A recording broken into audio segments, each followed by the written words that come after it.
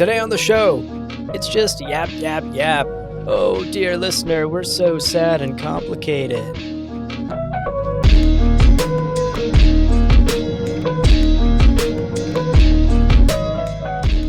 Welcome to Winds Howling, a companion podcast to the Witcher TV show on Netflix.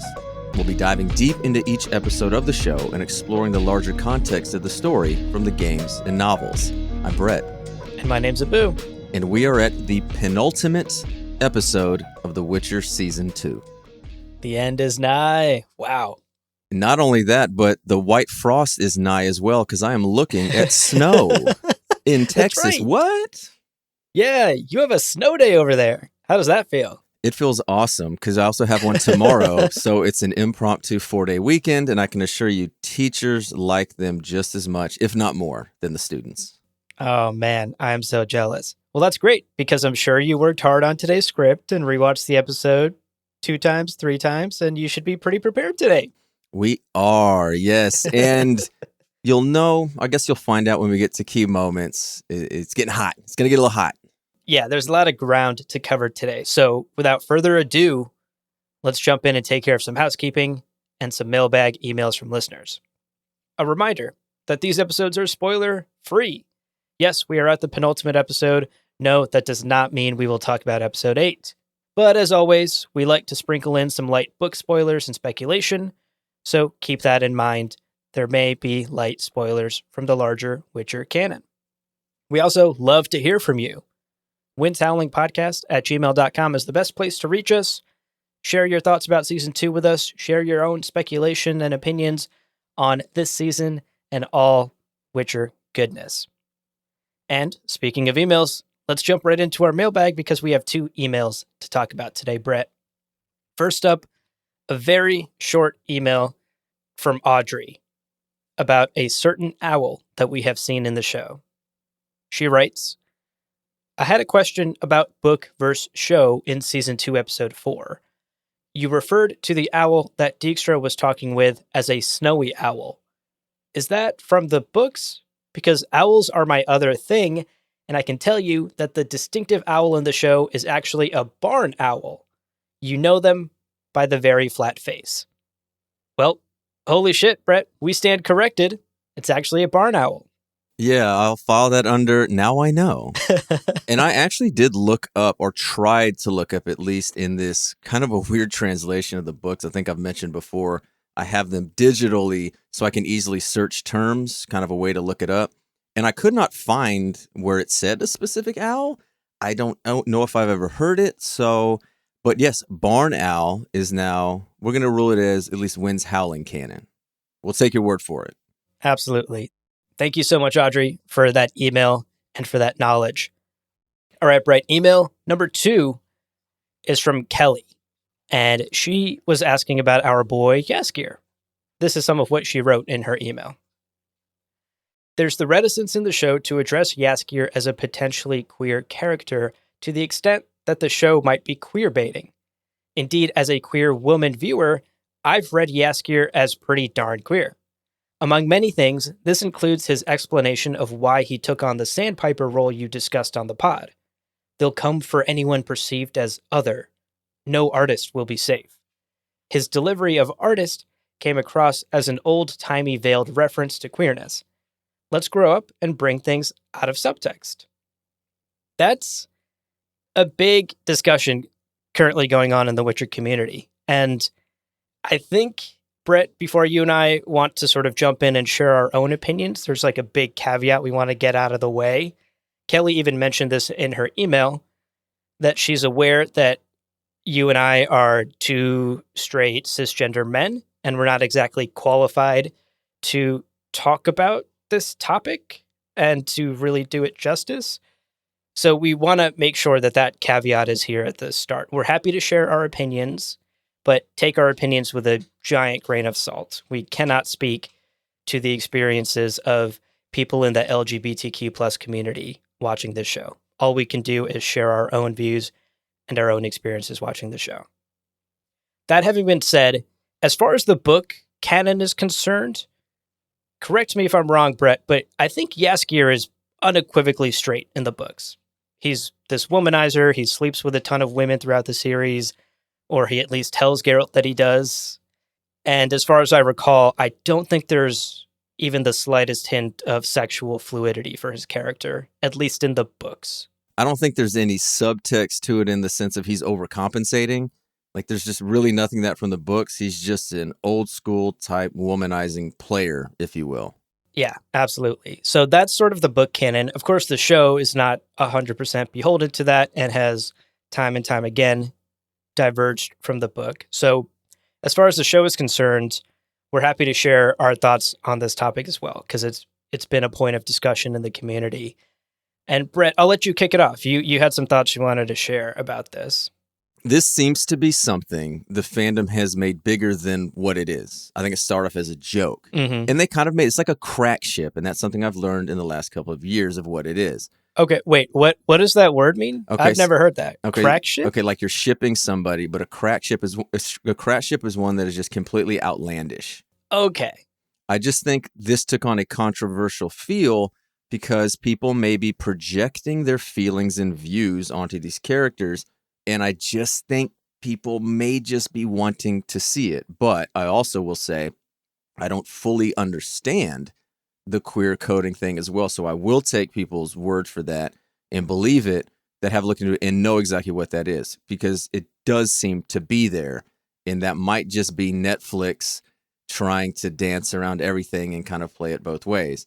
And another thing too, this Geralt Jaskier thing is called Garaskier. Like, I've honestly almost had to mute that on Twitter because it just kept coming up so much. I will say this though, like from the canon, from like the book canon, nobody is really clear-cut homosexual. Right. And so, yeah, unless Andrei Sapkowski pulls a J.K. Rowling and retcons one's sexuality, a la Dumbledore, I think that's what happened, right? Yep. Yeah. Geralt, Jaskier, and Yennefer, though, are straight as far as we know. To your point about Netflix trying to have their cake and eat it too, that's what stuck out to me from Kelly's email in particular. Like, I think it's pretty clear, as many people in the community have picked up on, there seems to be this implication that Jaskier's not 100% straight. And I actually can understand that. I had that thought myself watching the show.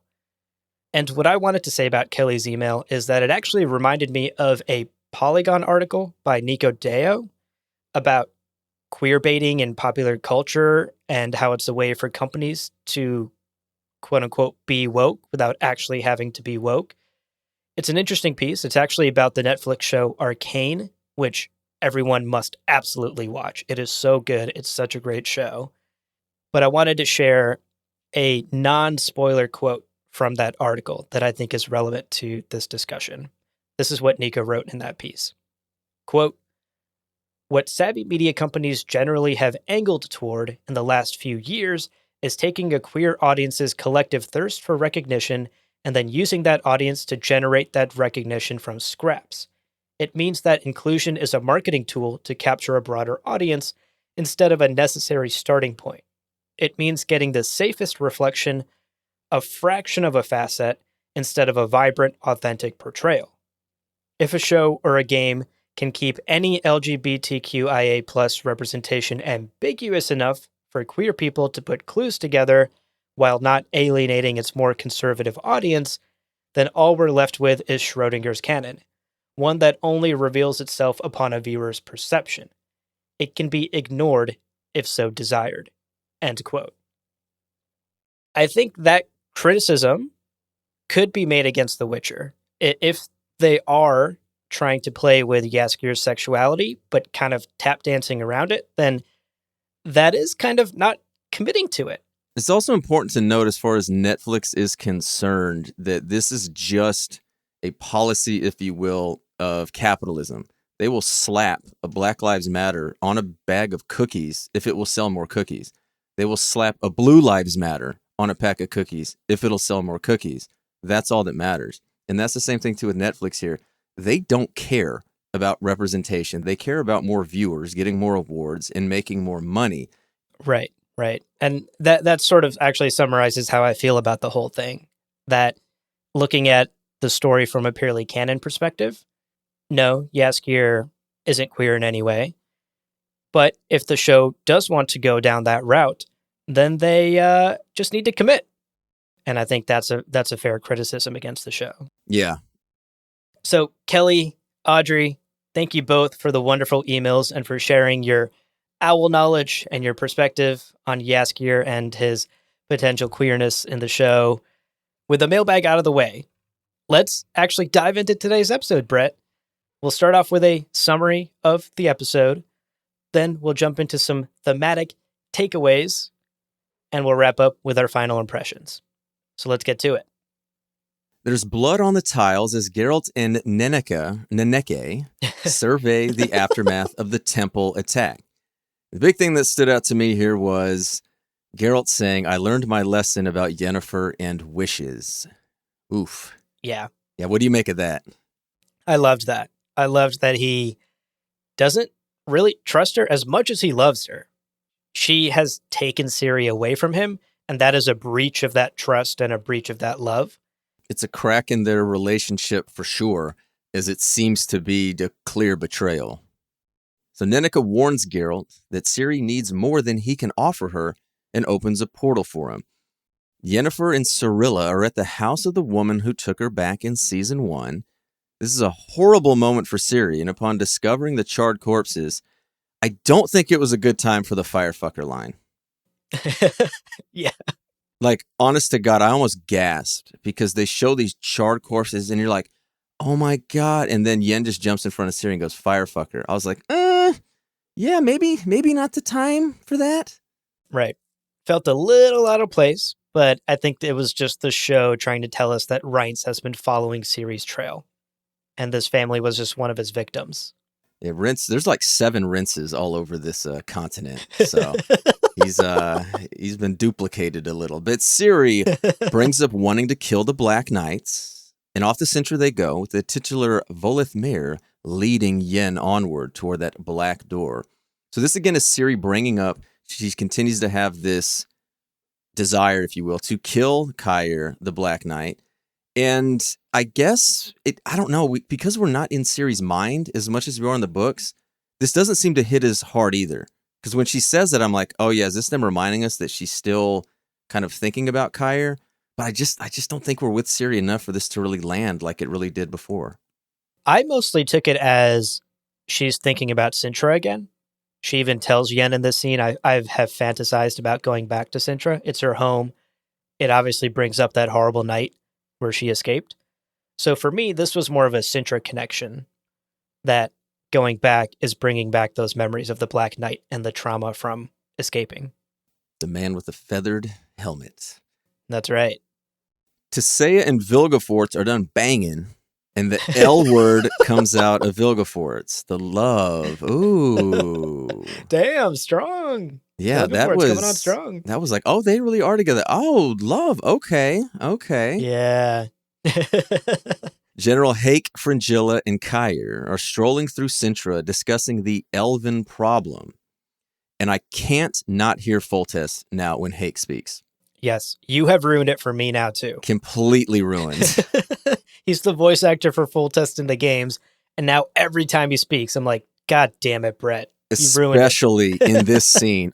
In this scene, I'm thinking like, man, is this just a clip from The Witcher 2? Is this 80 yard? They just grabbed something he said about elves? Because he doesn't like the elves, Foltest, obviously, either. Yeah. Well, Fringilla is being bodied by both men who tell her to get your shit together as the Emperor Emir arrives tomorrow. And Fringilla's just feeling it on all sides. And we'll really hit on her a little bit more kind of in those key moments. But she played a really big part in this episode. She did. And I feel for her in this scene. I mean, she's backed into a corner by these two men. And while Cair's sort of trying to play the peacemaker, General Hake is just unloading on her. And straight up tells her, like, you're not in charge here. Back the fuck up. Yeah, and basically tells Cair, like, wait, are you in charge? That's you, right? You're in charge? Okay. I'm going to go hang an elf a girl right now. Right. As we get more, oh my God, it's every episode. Yeah. Oof. This elf girl is hung from the castle walls for stealing goods. And the thing here is, and again, it'll be resolved by the end of the episode, I just don't believe that the elves would put up with this, this would be a problem. Like, I know they're distracted with the whole baby news and everything like that, but the very militant elves, Philivandrel and Francesca's brother, whose name escapes me, they would not be putting up with this. There would be a near mutiny, if you will, based on the way they're treating the elves like this. This would not go down this smoothly.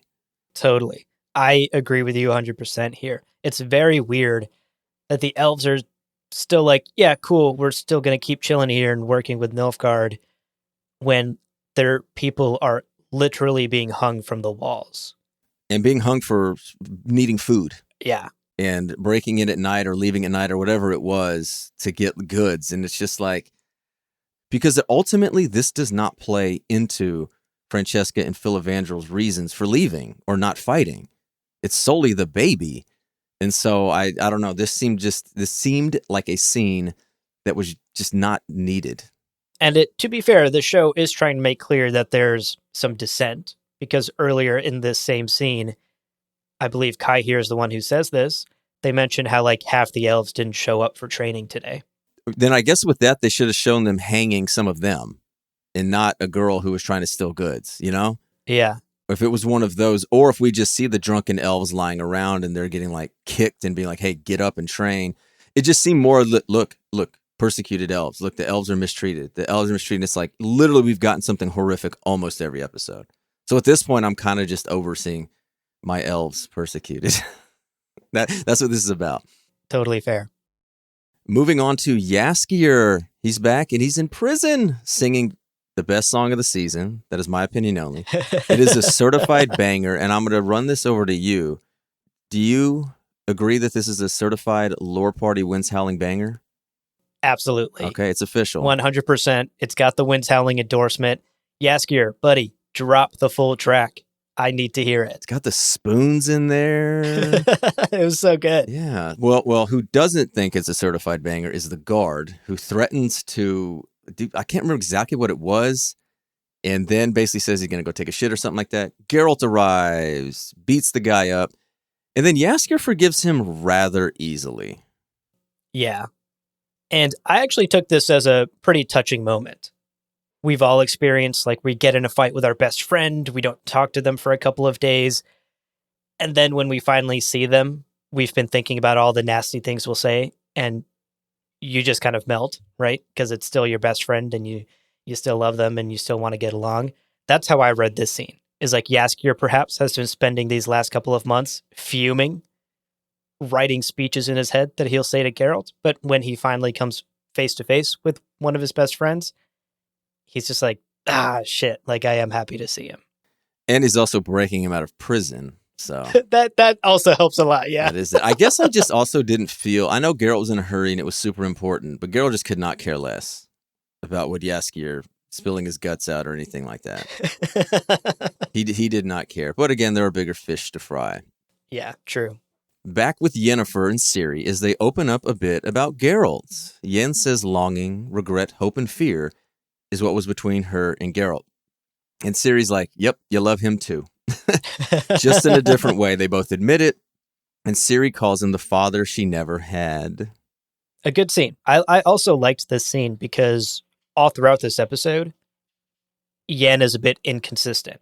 She's still taking Ciri to Sintra like the Deathless Mother wants, but we don't actually know if she's going to commit, and she's starting to doubt herself. And I think this scene is important to show Yennefer that she has a kindred spirit in Ciri, that they both love Geralt in this way. Okay. And you can tell by the sigh. Yeah, here we go. It's I'm trying to find, because I don't know exactly the words, and I don't want to say, we're just beating the dead horse and we're parroting, well in the books. And I think by now people should understand we're not saying it needs to be a certain way. Yes. But having said that, a huge point of this show is Geralt, Ciri, and Yennefer are a family. A whole thing going back to the canon is Geralt and Ciri are together. Geralt cannot help Ciri. He needs help. He goes to Yennefer. He willingly, or should say reluctantly, goes to Yennefer. And Yennefer takes on Ciri of her own accord. And then Yennefer and Ciri grow together.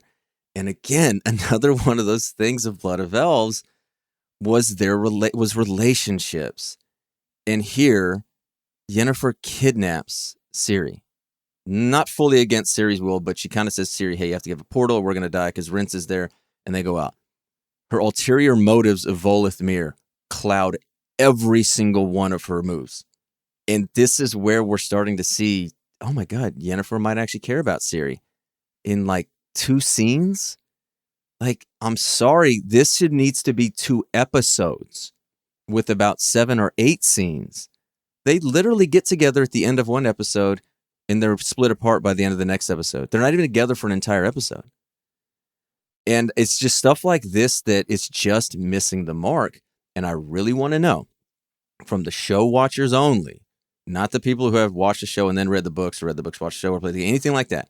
Show watchers only. I genuinely want to know what you think about how they've done the relationships, like Ciri and Yen. This is supposed to be a mother-daughter relationship, and I cannot foresee anybody getting that. I would love to know that as well, actually. Like, show-only listeners, please write to us and tell us, did you get a mother-daughter relationship starting to form between Yen and Ciri? Because I actually, as much as I liked this scene, Brett, I actually agree with you. This scene made sense in the context of the show, but the Yen-Ciri relationship has now diverged so much from the books that this feels so rushed for this relationship to like roller coaster over the course of just a single episode. I don't know. I'm so starved for them to be together that at first I was like, I really like the scene. And then again, on a rewatch and everything, all I could think of is just yet another missed opportunity, that we needed more of them to do it. Yeah. Scenes like this certainly feel rushed in that context. And you're correct that the Voleth Meir stuff just muddies a lot of the water here. Yeah, that would be, there are really 2 major questions that if I ever speak with the showrunner, I would ask. The first one is the inclusion of Voleth Meir. Just genuinely wondering like why that was put in, like what was behind that and why they felt that was really necessary. And the other one's going to cover our first key moment. So we'll circle back to that. For sure. And baby news. Francesca Filavandrel discussed the name as Dara brings them some food. So Dara quickly, just right in there. Fringilla comes in and brings her coach's voice, and I know this voice. I had to do it a few times this week in the classroom. But Filavandrel is undeterred. The elves will rebuild and not die in someone else's war. Family and blood is the one bond that cannot be broken, and one Francesca must protect. And this line is obviously very thematically resonant. We've talked time and time again about how the core of this show is the family of Geralt, Yennefer, and Ciri, and that's what they're hitting on here as well. Family is a bond that can never be broken. A lot of big theme energy coming from this line. I loved it. BTE.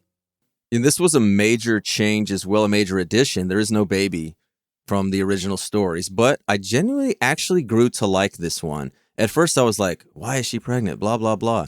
There are some things with Francesca as well that are different that I have questions about. But this tying it into, oh, the elves now have something, one, to celebrate, like, holy shit, there actually something good happened to them. And I'm sure nothing bad's going to happen. Nothing at all. Nothing bad happened. How could it? Nothing bad ever happens to the elves, right? This is a turning point. Now everything's looking up Francesca and Filavandrel. Happily ever after. I'm calling it now. We head to the Brotherhood as they start breaking it down with Dijkstra in the room. I don't think I would do that with him there. Like, it's one thing for him to learn secrets. It's another when you discuss this Brotherhood news in the inner sanctum with him literally right there. Don't do that. Right. Don't do that. The spy master of Redania in the room. He's going to know everything anyway. Don't just tell him. Or maybe they're just trying to cut out the middleman. Right. They're just like, look, this fucker's going to know about it. So just let him in here. Now we know what he knows, at least what we told him, what we said. Yeah, true. Yeah. Vilgefortz defends Tissaia, and says that she does not have any soft spots, which prompts the burn of the century in the line delivery of the century, with Stregobor quipping, well, you'd know. Yo! It was Whoa. that was amazing. Holy shit, Lars Mikkelsen. Savage strike aboard. Oh Damn. my god! Like just like a tilt of his or tip of his head. You'd know, wouldn't you? It's like I can't believe Vilgefortz didn't just light him up like right there. Yeah, holy shit. Dijkstra tells them about the elven baby and that he knows Triss is back in Aretuza. Here's the thing, too. This gets brought up later with Arturius. Am I missing something? Why is this such a big deal that Triss is back in Aretuza? What did I miss? I think it's more about Ciri. I think Triss is back with information about Ciri. And because everyone is desperate to find Ciri, they're like, oh, well, why doesn't Triss tell us? But how do they know that she was at Kaer Morhen? Is that what it is? Because is that what we're just supposed to assume? And I believe they don't know Ciri was at Kaer Morhen. Like that's what I just don't understand. Yeah. No, I understand your confusion. I'm also confused on that front. Like Tysea is the only one that right now knows Triss ever saw Ciri or was at Kaer Morhen. Absolutely. So yeah, it's weird that the other sorcerers are also super like hyped about Triss. But I think the assumption is yes, they know that Triss has some kind of important information. Yeah, and Vilgefortz later really wants to know that Triss. Yeah, I don't know. Maybe we'll figure it out when we get to that scene. We'll talk through it. There's a fun line from Dijkstra here, and I believe you wrote this down. Yeah, I wanted to make sure we bring this up because a listener actually mentioned this in an email. Dijkstra says, quote, "Yes, there are tales of many a strange stomach ailment this spring," end quote. And this is actually just a cute little nod to the book where Triss comes down with some sort of stomach virus while she's traveling with Geralt and Ciri. And this is perhaps the show acknowledging that scene from the books. Oh, that's interesting. Who are they traveling with? That'll be in the takeaways later. And there you go. They're dancing. Okay, we'll get there. I'm just trying to hurry through this so I can talk about that. Yeah, I know. You're itching to talk about it. We'll get there. But on to what I'm sure a lot of people's favorite scene was. Shirtless Jaskier is there as Henry Cavill does his best coat rack impersonation as Jaskier starts to bathe and literally Geralt just holds his coat. Yeah.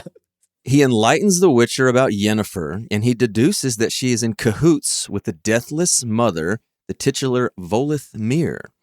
First Witchers were hired to imprison her in the hut.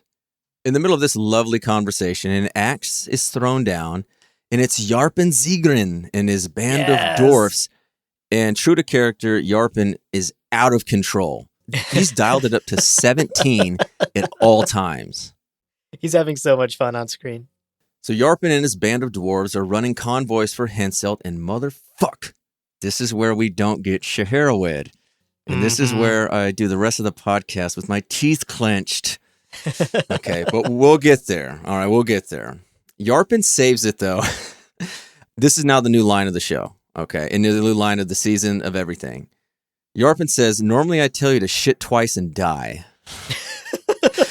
When asked for help, I tell you to shit twice and die. So funny. It's so great because the shit twice had me like, huh? And then just the die. He just ends it with just die. Like, just go shit, die, and fuck yourself and die. Just shit twice and die. Unbelievable.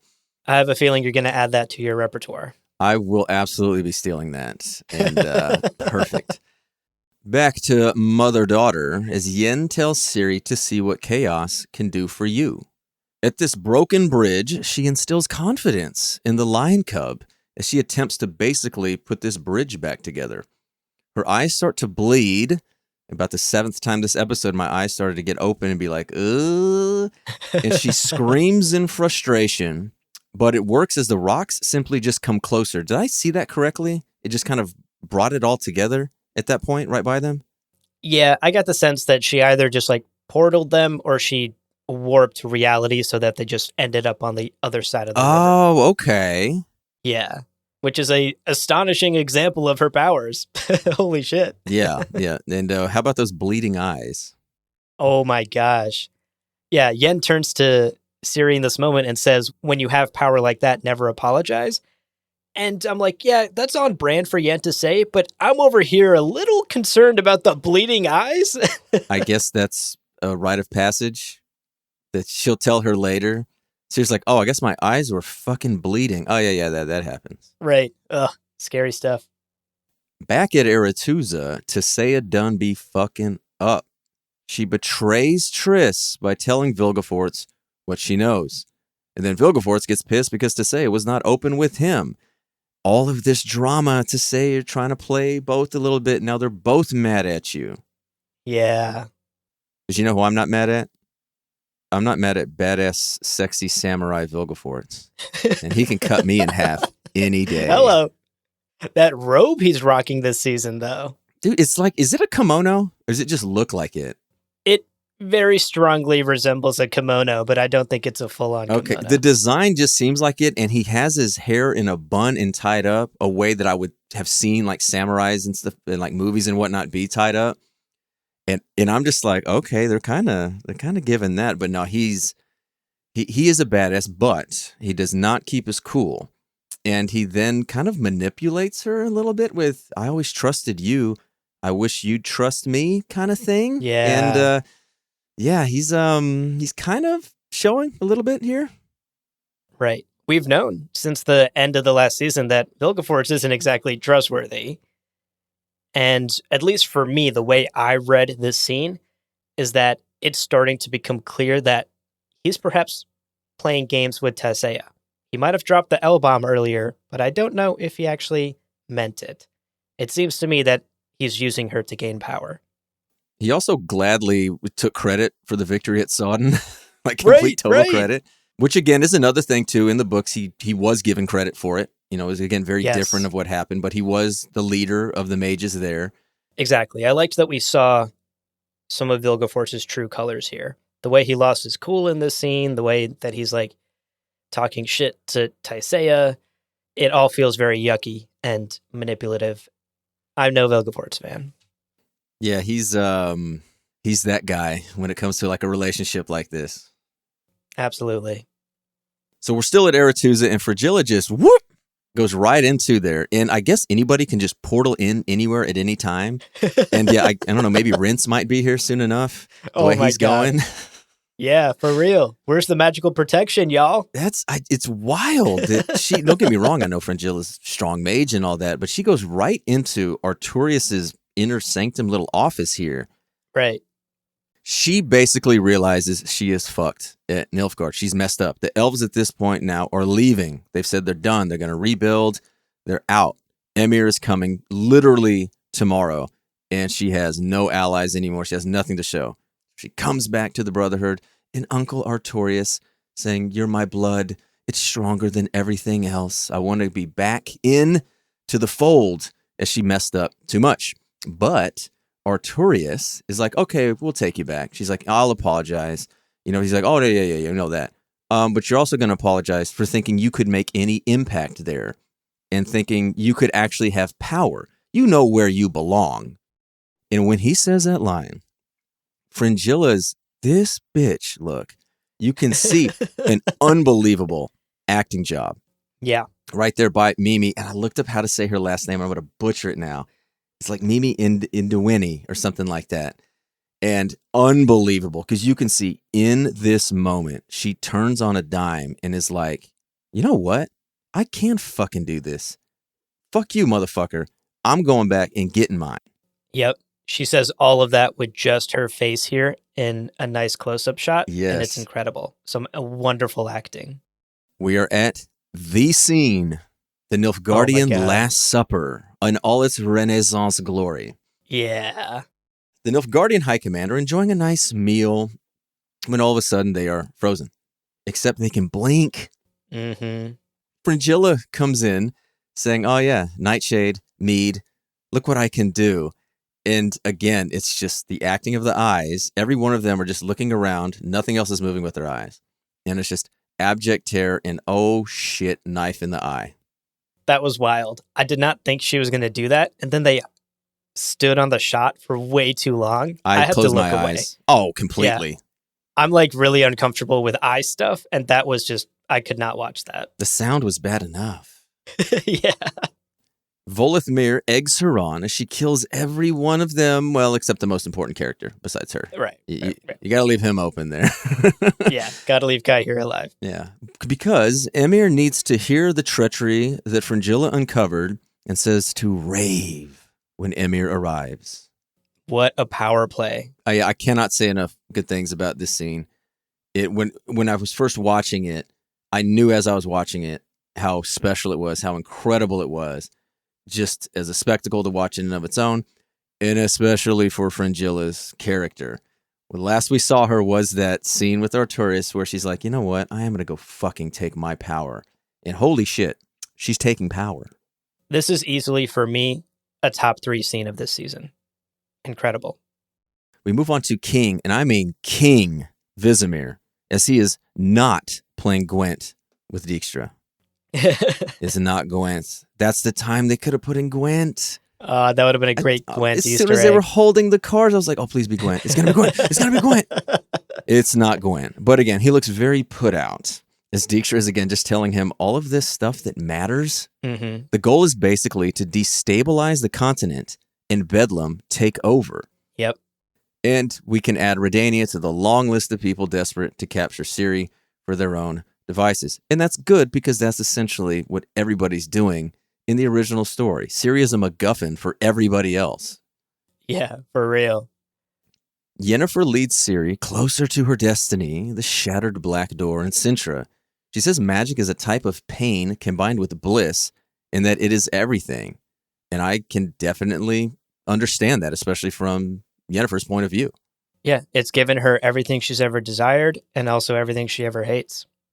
And I may have misread this or misseen this, whatever, but Yen and Ciri then speak telepathically and Ciri kind of finds out everything. Is that what it was? I don't know. This Shared is a very vision or weird something? scene.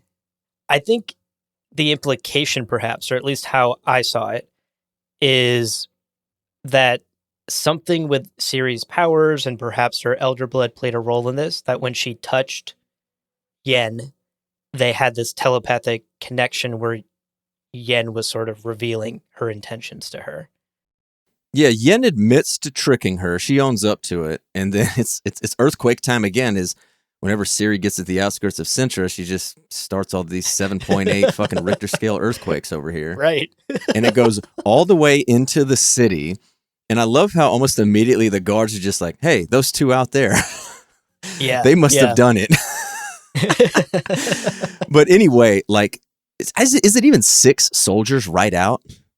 I didn't count exactly, but it's just a handful, yeah. Yeah, it's just tiny, a little bit out there. But they're quickly disposed of by an arriving Geralt and Yarpen. And they save the day, and then millions of fanboys and lore keepers' heads just explode as we get blade to the throat. And that was, you could hear the whirring of the blade as he's holding it to her throat.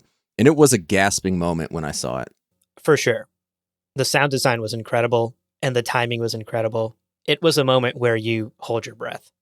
Geralt makes Yennefer say the Deathless Mother line, hut hut, as Ciri leaves with Jaskier and Yarpen.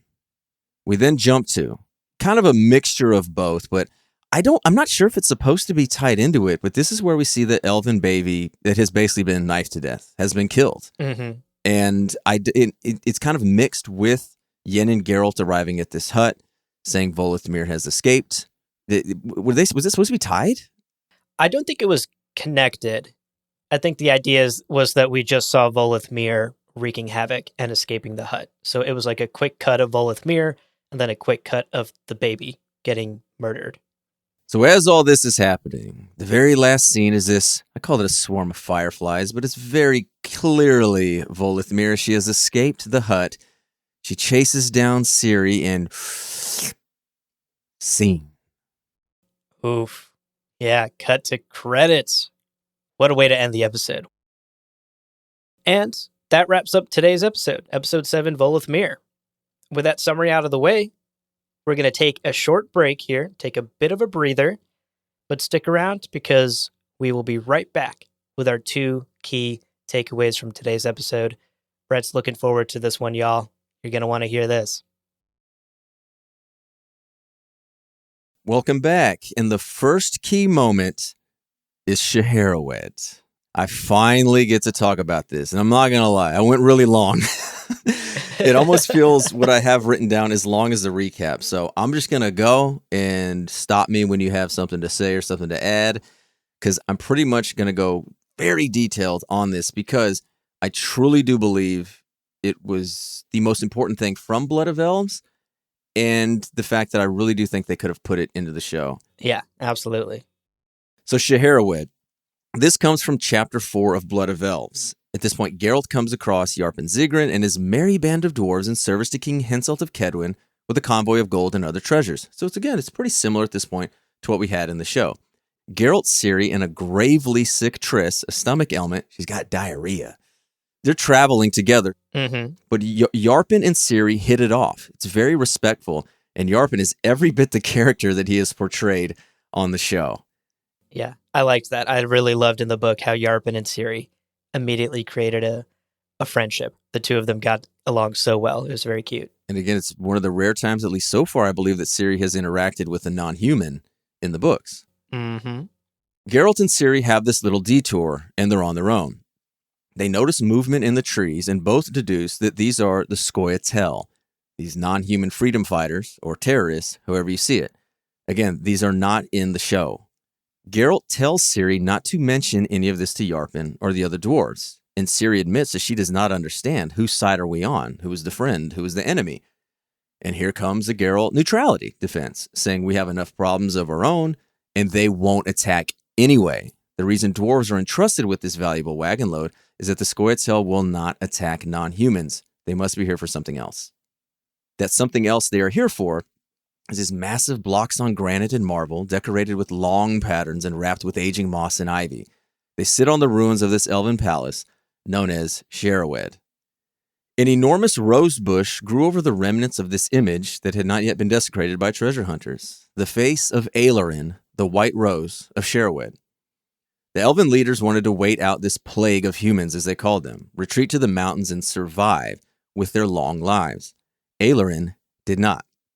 She stirred up the blood of the younger elves and led them into this last-ditch attack against the humans, where they were utterly massacred. And this ties into the show's aspect of why they're so happy to have that baby, and we talked about the elves last episode. Ciri takes a rose and pricks herself, launching her into a trance where she witnesses the convoy being attacked. Geralt was mistaken, as the Scoia'tael have attacked human and dwarf alike. But the most important thing here is Ciri basically gets into this little fight, if you will, with the female elf, and she held out as long as she could, but she was disarmed and literally about to be finished off. This elf has a sword raised. She's going to bring it down until the elf notices the white rose pinned to her jerkin. Geralt is able to then save the day as he does, and the dying words of Ailerin and Shaerrawedd are on her lips.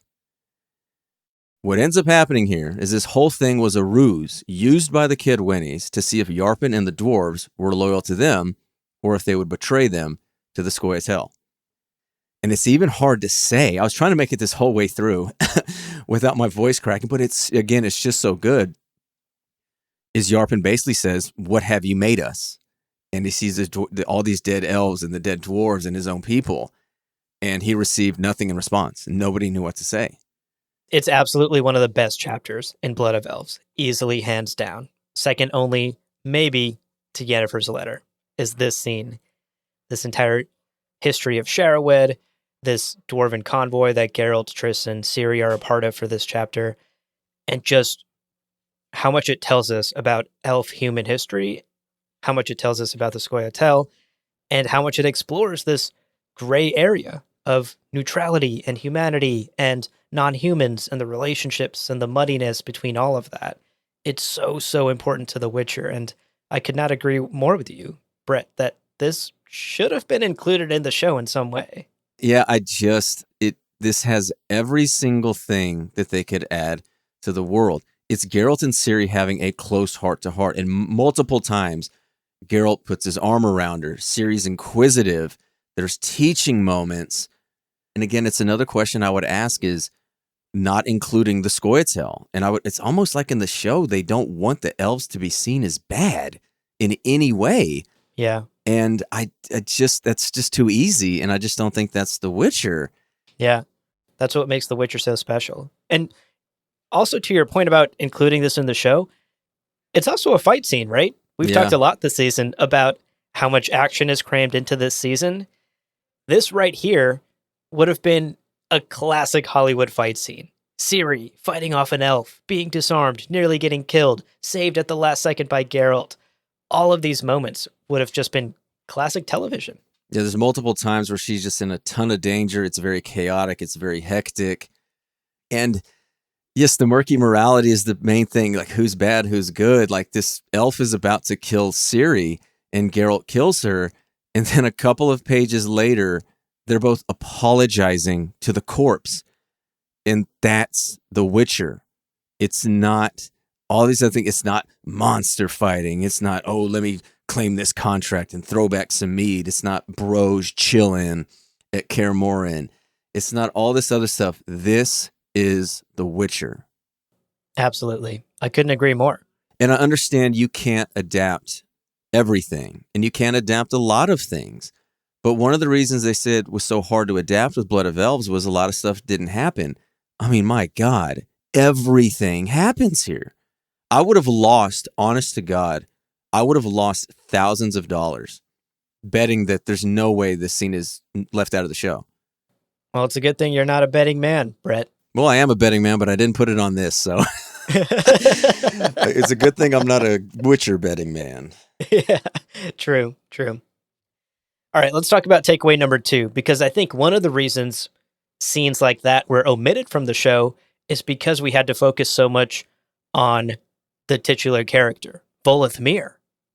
That plotline took up a lot of time and a lot of plot space this season.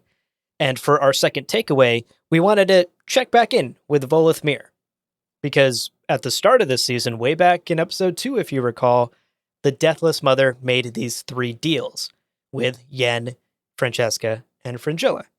And in today's episode, we see all 3 of those deals come to a dramatic conclusion one way or another. Her endgame from the beginning has been pretty clear. Geralt tells us, word for word here, Voleth Meir is a demon that feeds on pain. And that has been her endgame from the start, to inflict as much chaos and pain as she can to escape this hut, to gain enough power, feed off that pain, and escape this hut. And that's exactly what happens in today's episode. So let's check in with each of our 3 ladies that cut a deal with the Deathless Mother and see how it played out for them, starting with Fringilla. So Fringilla makes her move, if you will, in this episode. I guess it's fair to say that Francesca betrayed her, right? I would say so. Their partnership? They had this friendship, Yeah. they had this partnership, and Francesca changed her mind.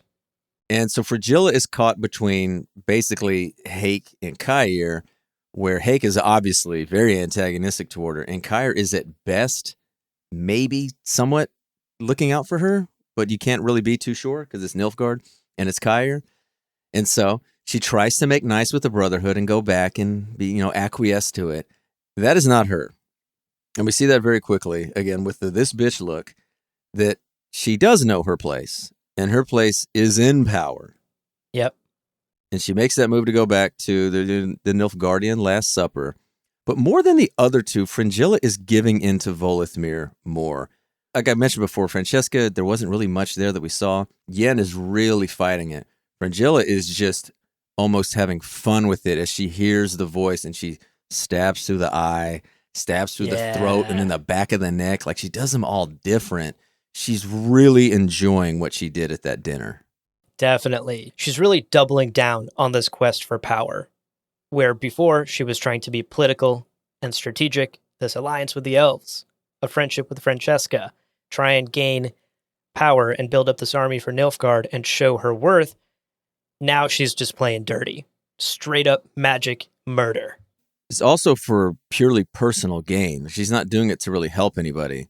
Yeah. Where Francesca was literally, I want to rebuild our race to not be extinct. And I guess Yennefer's was also personal as well, but it was more just her getting magic back.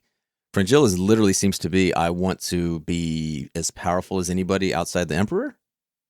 Right. And I'm interested to see where the show will take this plotline with Fringilla, because seemingly by the end of this episode, she's gotten her way. And it seems like maybe Fringilla has come out the other side with what she's wanted, but it's probably not going to go like she wants. And knowing that deals with Voleth Meir, deals with this Deathless Mother, don't end happily for anyone, I have a feeling Fringilla's desperate move here for power could backfire on her. One that it also backfired on, Yennefer. Yeah. Yeah, so it backfires on Yennefer. She has this change of heart, though. She does not give in to her id, or her innermost desires. But yeah, it leaves her in a pretty bad spot. It does. To your point about Fringilla really leaning into her desire, what the Deathless Mother gave her, Yennefer, all throughout the season, has actually pushed back and has tried other ways to get her chaos back. And even here in this desperate moment, she realizes that she cares for Ciri more than she realized, and that Ciri is just a child, and she shouldn't do this. But by making that choice, she has alienated Geralt. Geralt literally is holding a blade to her throat by the end of this episode. The person that she still very much loves, she has betrayed outright, and the Deathless Mother has been a part of that. So if we're talking chaos and pain being the goal of the Deathless Mother, this is where the pain comes in. You can see it in Yennefer's face, Anya Chilatra doing a lot of wonderful acting when that blade is at her throat. Segueing perfectly into a blade to the throat and feeling pain, Francesca, who everything was great, but the baby is not. And now everything that they had, or their future, is gone with it. Yep, it's gone up in smoke. And the way I read this actually was, it seems to me that Voleth Meir perhaps expertly played Fringilla and Francesca off of each other. Maybe the Deathless Mother knew that one of them would betray the other, that this alliance between elves and Nilfgaard could never actually last. It seems like a bit of a long con on Voleth Meir's part to ensure that there is more chaos between Nilfgaard, between the elves, between this alliance, and between Fringilla and Francesca and their friendship. Yeah, it seems to be setting the elves up with nobody. Now they potentially think, oh, we've been betrayed by Nilfgaard, we're leaving. Obviously, the Northern Realms and all that's still bad. So they're kind of on their own.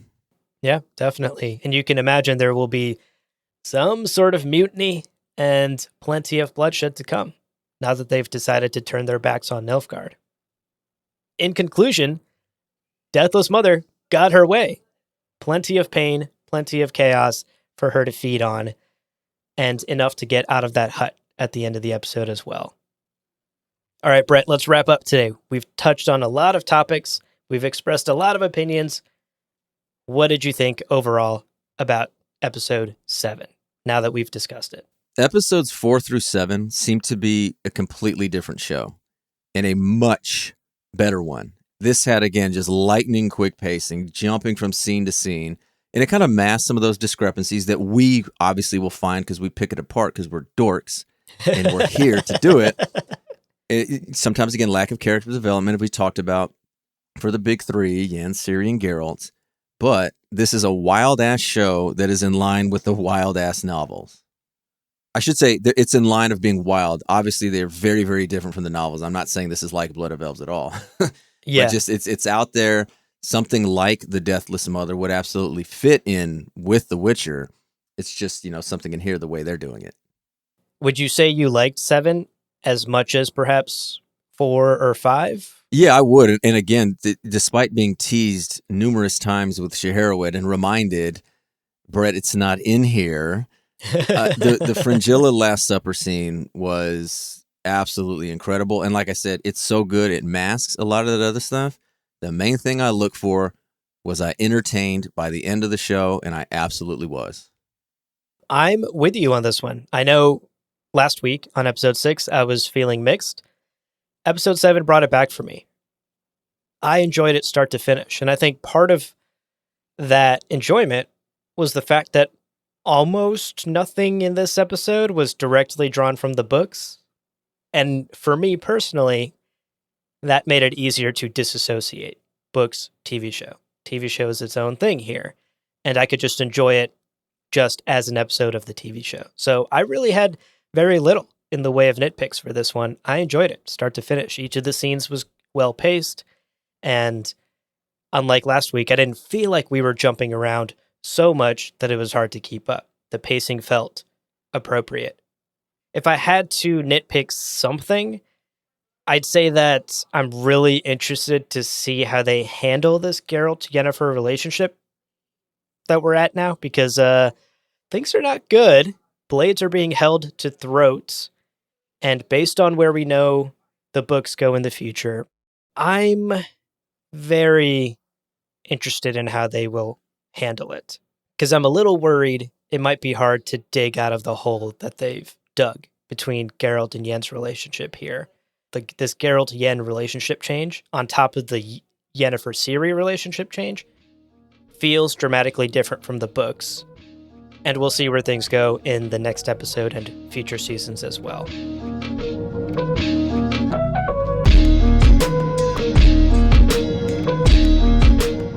Well, Abu, podcast or podcast, lesser, greater, middling, they're all the same.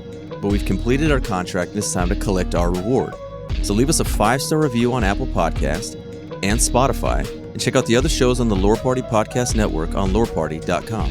You can also follow us on Twitter and Instagram at lore_party. Thank you so much for listening, and we'll see you on the path.